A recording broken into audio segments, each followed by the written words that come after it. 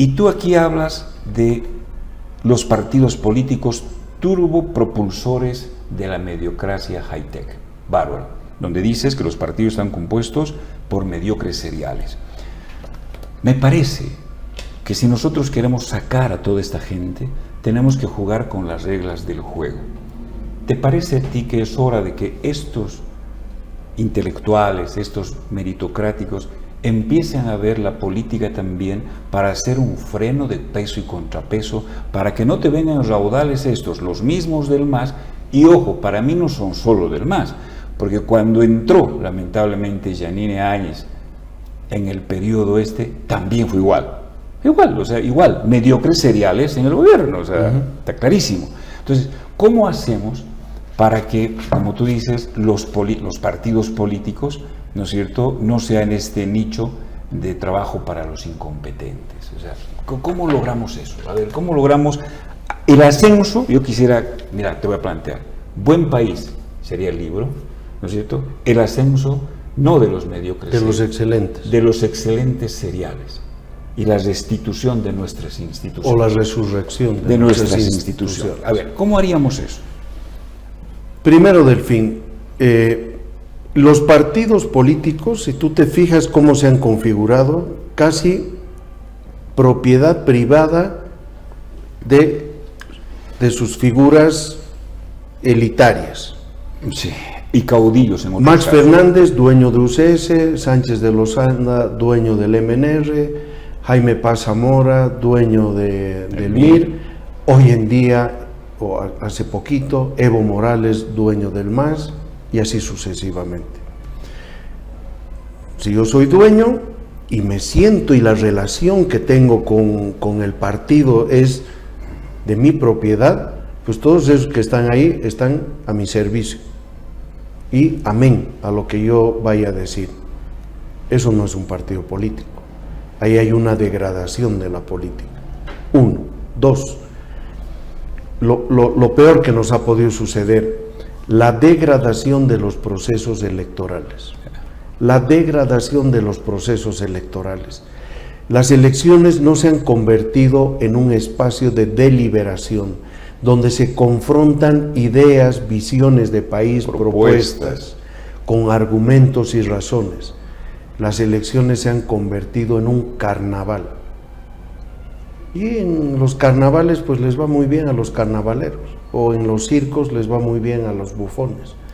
Y esto es lo que hemos tenido emergiendo. Yo empiezo a tomar conciencia sobre esto, Delfín, hace 23 años atrás. Y te cuento la anécdota porque tiene que ver con nuestra ciudad y con un personaje muy querido y respetado aquí, y yo no me canso de decirlo, Gabriel Peláez. Ese gran jurisconsulto, docente de la universidad.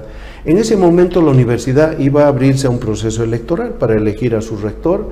Gabriel Peláez, caso único hasta el momento, había escrito un libro, Crisis Universitaria, haciendo un diagnóstico de su universidad. No ha vuelto eso a suceder. Entonces yo me acuerdo, me encuentro con él en la Plaza 25 de Mayo y le digo, Gabriel, la situación de la universidad es crítica, pero a mí me parece que tú deberías ser quien encabece la reforma. Nadie mejor que tú, con tu conocimiento, tu profesionalismo, tu calidad humana, tu integridad moral. Y Gabriel Peláez me responde, ¿pero qué me estás deseando tú, César? Yo me quedo un poco desencajado. Bueno, te estoy deseando que tú puedas hacerte cargo del rectorado. Y él me contesta y me dice, ¿y tú te imaginas, tú me ves yo organizando farras con estudiantes, farras con docentes, comprometiendo su voto, en marchas que no van a ningún lado, cantando eslóganes sin ningún sentido, prebendalizando el voto, recibiendo dineros para repartirlos entre otros, organizando parrilladas, borracheras? ¿Tú me ves así, César? Le digo, por supuesto que no, Gabriel, y por eso es que yo creo, bueno, pues para obtener ese cargo, esto es lo que tú debes hacer, y esto es lo que se hace. no me postularé. Y como que no se postuló, lamenté muchísimo. Se nota la ausencia de Gabriel en su voz, en su pensamiento, en su lucidez respecto al país y a Sucre. No se hizo cargo, lamentablemente, para la universidad, para nuestra ciudad, para nuestro país. Y ahí me di cuenta que la degradación del proceso electoral expulsaba, desincentivaba a quienes más necesitaban, a los excelentes, como Gabriel Peláez, e incentivaba, por otro lado, a personajes como Arizaga, que sí están dispuestos a entrar a todo esto, respecto a lo cual Gabriel Peláez era crítico. Muy bien dispuestos, y entonces este es el camino, esta es la puerta que también nosotros, por cómo se van llevando los procesos electorales, hemos permitido que se abra. Y lo otro, Delfín, mirando poniendo las luces largas y en la gran perspectiva, esto es algo que también le hemos permitido hacer al MAS. El MAS nos ha llevado en una reflexión, y aquí hay también un peso de responsabilidad en politólogos y sociólogos, un peso excesivo en la democratización de la democracia, en abrir los procesos participativos, y hemos visto qué es lo que nos ha generado esto con el Poder Judicial. Entonces, democratizar, y esto es como que cualquiera puede ocupar cualquier cargo. El tema es que estos mediocres, pomposos, pues no quieren ocupar cualquier carguito, quieren ocupar el máximo cargo. Y esto es lo que se ha permitido. Hemos perdido el contrabalance que necesita la democracia con la meritocracia, porque una democracia tiene que funcionar, tiene que ser una respuesta para el colectivo, y esto no nos las va a dar pues cualquier persona. No puede hacerse cargo cualquier persona del sistema sanitario. ¿Quién de nosotros, si tuviera una dolencia, por ejemplo un mal severo del corazón, desea entregarse a alguien que no ha estudiado medicina y que le abre el pecho? Tendríamos que estar locos. Pero esto es lo que nos ha pasado. Le hemos entregado el bisturí a quienes no están preparados, y ahí están toditos nuestros ministerios, etcétera. O sea, hay una cierta complicidad también. Nosotros hemos caído en esa participación con una desidia, con una dejadez. Apatía. Los excelentes se han ido apartando cada vez más, y nos hemos privado de ellos. ¿Qué necesitamos, Delfín? Por supuesto necesitamos que los excelentes vayan a la política. Sí. ¿Coincides conmigo? Coincido. Porque y además los jóvenes son los que también tienen que empezar a agarrar conciencia de esto. Necesitamos que los excelentes, te lo decía Delfín, bien, bajen la intensidad del ego. Tampoco ningún excelente tiene el sumum del conocimiento y de la información. Se necesita una cierta sencillez. Esto es lo que se llama como información limitada. Ninguno de nosotros puede decir, así sea muy especialista en su campo, yo tengo el 100% de la información. No, necesitamos escuchar a los colegas. Tú fíjate, los médicos tienen una gran fórmula. Los conflictólogos hemos aprendido muchas cosas de los médicos. Los médicos, cuando tienen un caso severo, una intervención en la que corre riesgo de vida o muerte el paciente, hacen junta médica. ¿Entre quiénes? Entre los mejores médicos. El médico que está a cargo de ese paciente brinda toda la información, brinda su diagnóstico, brinda qué es lo que está pensando. Los otros dicen, sí, está bien, hacen ajustes, sugerencias, etcétera, consensúan un camino, y vamos a tener pues varias cabezas buenas. Por supuesto, tienen más peso que una sola cabeza. Entonces necesitamos que esas grandes cabezas, esos excelentes, hagan unión, porque solos ninguno de ellos va a poder ir adelante. Necesitamos que hagan unión, que tomen su compromiso de volver al espacio público, porque el país se nos puede escurrir entre las manos. Delfín, estamos en una multicrisis nacional. Sí. La economía va mal, la política va mal, las instituciones van mal, la moral va mal, el medio ambiente que nos duele todos los días va mal. ¿Cómo va a ir esto mejor si es que tenemos esos mediocres seriales a cargo de la serie de instituciones que tenemos? Tenemos que restituir a los mejores para que nos lleven a un mejor país, y ojalá en un tiempo podamos escribir ese libro, Buen País, Ascenso de los Excelentes y la resurrección de nuestras instituciones. Qué lindo, de verdad, muy buena reflexión. Al principio decía, aquí este es un libro para analizar, para estudiar, para reflexionar, para compartir y sacar soluciones al problema que tenemos. ¿Qué hacemos con estos mediocres seriales? ¿Cómo recuperamos nuestras instituciones? Y ahí está, se puede. Hay gente de mucho mérito, hay gente muy intelectual, capaz, y lo más importante, con un valor moral integral. Tú decías, los conocemos. Es fácil. Delfín, si me permites un apuntito, mira, sobre esto, hay un capítulo. Yo digo, el MAS también ha mirado con cierto desprecio esto de los notables, desdén a los notables. ¿Quiénes son los notables? Son aquellos que se han hecho notar en la sociedad por su excelencia y su virtud, como fue el caso de Huáscar Cajías. Todos lo conocíamos y lo respetábamos. Se había hecho notar por su excelencia y su virtud. Doña Ana María Romero de Campero, la misma situación. Por tanto, los notables son personas que se hacen notar en positivo en su colectivo, porque además han operado a favor del colectivo. No son personas que han estado en su trabajo personal, que tiene una persona el derecho de hacerlo. Son personas prosociales que han estado operando en beneficio de la institución. Y yo decía, como un criterio adicional en estos perfiles meritocráticos que deberíamos pedir en nuestras instituciones, es la edad. Deberían hacerse cargo de esas instituciones personas que tienen 40, 50 hacia arriba. ¿Por qué?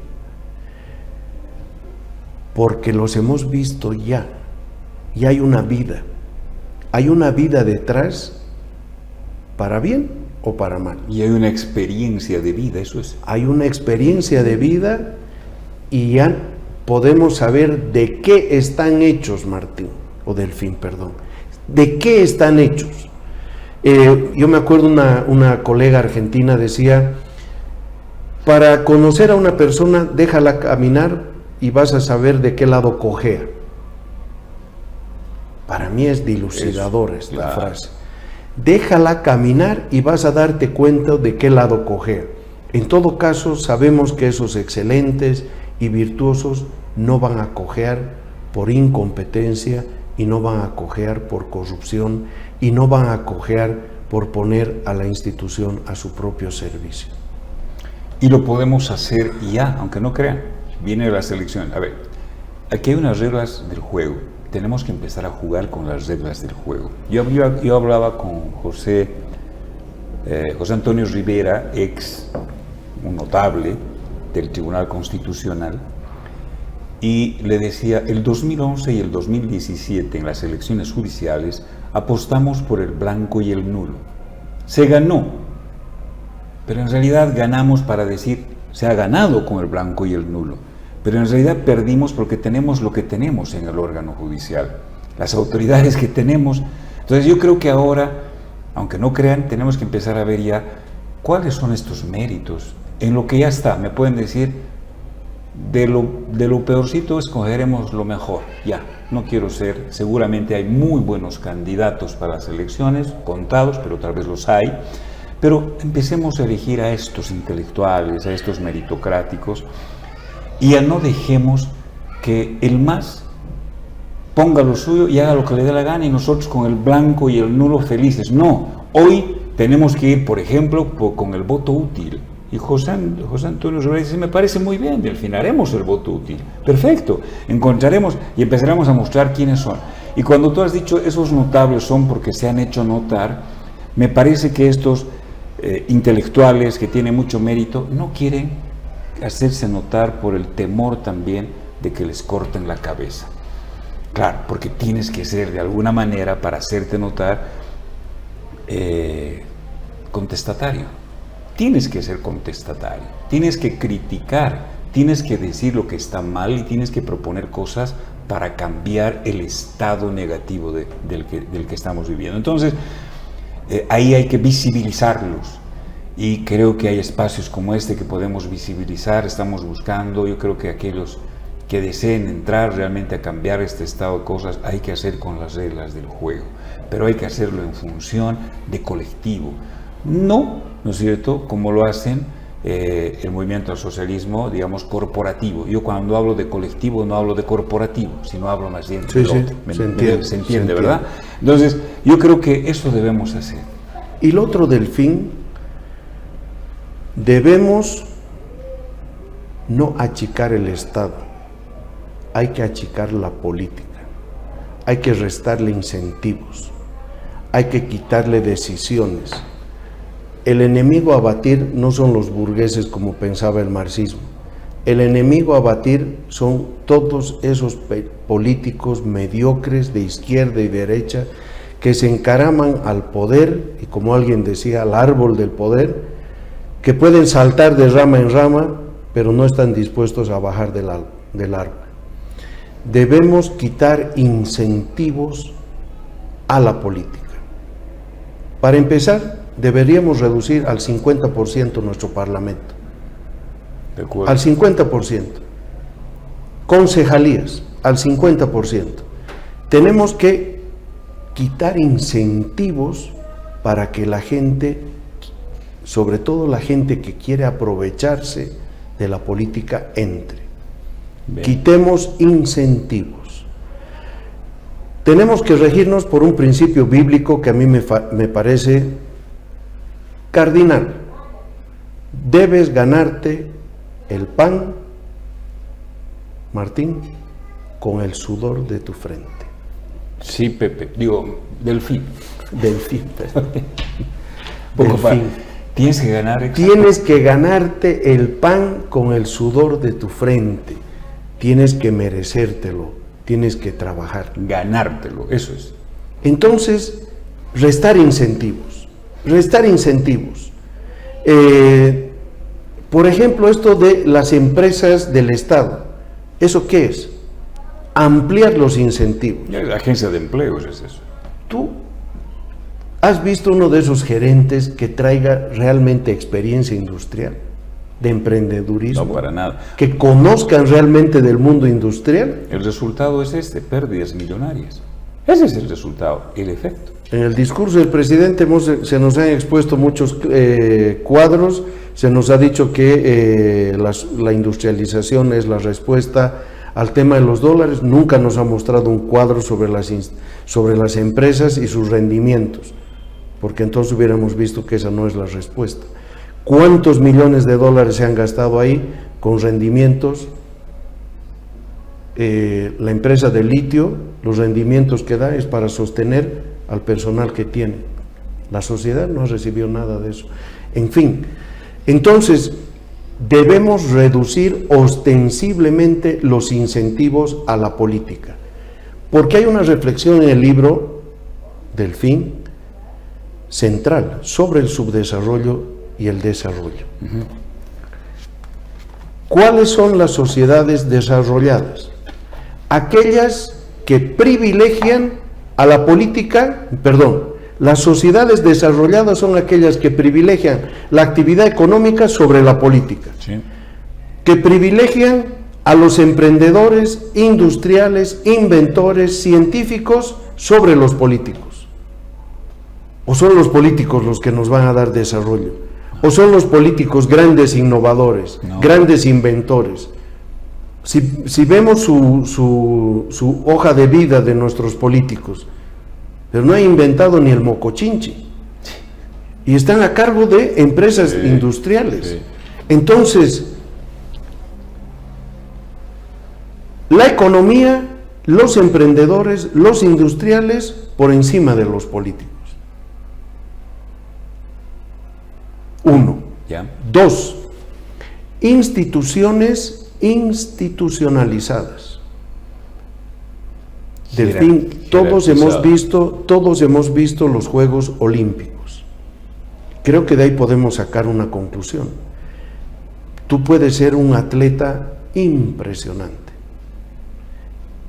Si no tienes una política pública, una institución que te apoye, te respalde, te acompañe para convertirte en un deportista de élite, no lo vas a hacer jamás. Si nosotros vemos el caso chino, podríamos decir, bueno, en su biotipo están más o menos como los bolivianos o un poco por debajo. Son pequeños, son delgados, sin embargo están con unos rendimientos impresionantes. Porque China se ha tomado en serio, ha puesto una institucionalidad y unas políticas públicas, porque quiere mostrarse como una gran potencia y se han llenado de medallas.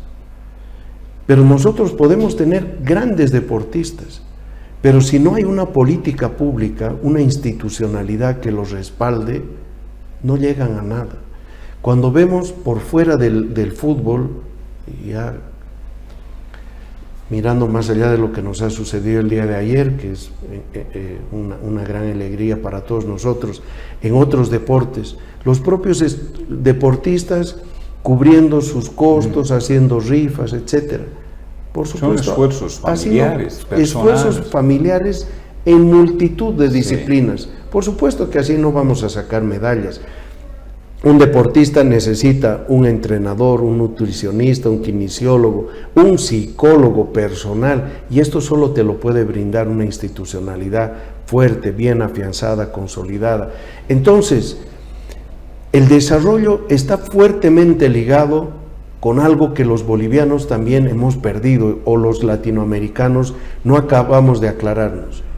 El desarrollo no se genera con políticos y política.